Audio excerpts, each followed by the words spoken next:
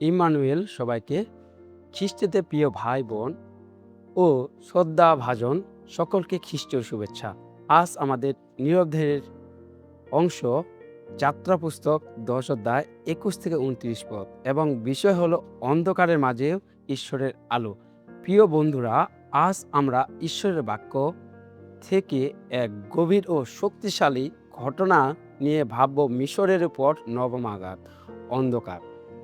বাইবেলে আমরা পড়ি, সদাপ্রভু মহিষীকে বললেন, আকাশের দিকে তোমার হাত বাড়িয়ে দাও। আর তখন এমন এক অন্ধকার নেমে এলো যা শুধু দেখা যায় না, মনে হয় যেন স্পর্শ করা যায় না। 3 দিন ধরে পুরো মিশর দেশ গাঢ় অন্ধকারে ঢেকে গেল। ভাবুন তো, এমন অন্ধকার যেখানে কেউ কাউকে দেখতে পাচ্ছে না, কেউ ঘর থেকে বের হতে পারছে না, চারদিকে শুধু ভয়, নিস্তব্ধতা আর অনিশ্চয়তা। কিন্তু এই গল্পের একটি আশ্চর্য বিষয় আছে। ইসরায়েলীয়দের ঘরে আলো ছিল। এটা আমাদের জন্য আজকের প্রথম শিক্ষা। ঈশ্বর তার লোকদের আলাদা করে রাখেন। বিশ্ব যখন অন্ধকারে ডুবে থাকে, তখনও ঈশ্বর তার সন্তানদের জীবনে আলো দেন।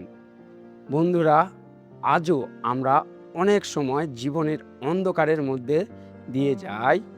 সমস্যা, ভয়, হতাশা, অনিশ্চয়তা। কখনো মনে হয় সামনে কোনো পথ নেই। কিন্তু মনে রাখুন, যদি আপনি ঈশ্বরের সাথে থাকেন, তবে আপনার জীবনে আলো থাকবে। যিশু বলেছেন, আমি জগতের আলো। যে তার অনুসরণ করে সে কখনো অন্ধকারে চলবে না। এই ঘটনাটি আমাদের আরেকটি গুরুত্বপূর্ণ শিক্ষা দেয়। ফরন আবারও আপোস করার চেষ্টা করলো। সে বলল, তোমরা যেতে পারো, কিন্তু তোমাদের গরু ভেড়া এখানে থাকবে। কিন্তু মোশি স্পষ্টভাবে বললেন, আমরা কিছুই রেখে যাব না, একটিও খুঁড়ো না। দ্বিতীয় শিক্ষা, ঈশ্বরের সাথে আপোস করা যায় না। অনেক সময় আমরা ঈশ্বরকে আংশিকভাবে অনুসরণ করতে চাই। প্রভু, আমি আপনাকে মানি, কিন্তু এই অংশটি আমি ছাড়তে পারবো না।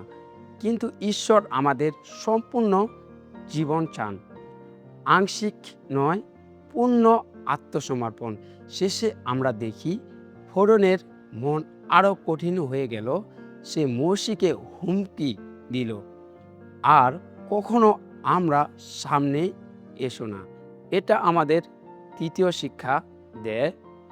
ঈশ্বরকে বারবার অস্বীকার করলে হৃদয়ে কঠিন হয়ে যায়। বন্ধুরা, আজ যদি আপনি ঈশ্বরকে বন্ধুরা আজ যদি আপনি ঈশ্বরের ডাক শুনে থাকেন, তাহলে দেরি করবেন না। আপনার হৃদয়ে কঠিন হওয়ার আগেই তার কাছে ফিরে আসুন। শেষ করার আগেই চলুন আমরা এই 3টি বিষয় মনে রাখি। 1. ঈশ্বর তার সন্তানদের জীবনে আলো দেন। 2. ঈশ্বরের সাথে আপোস করা যায় না। 3.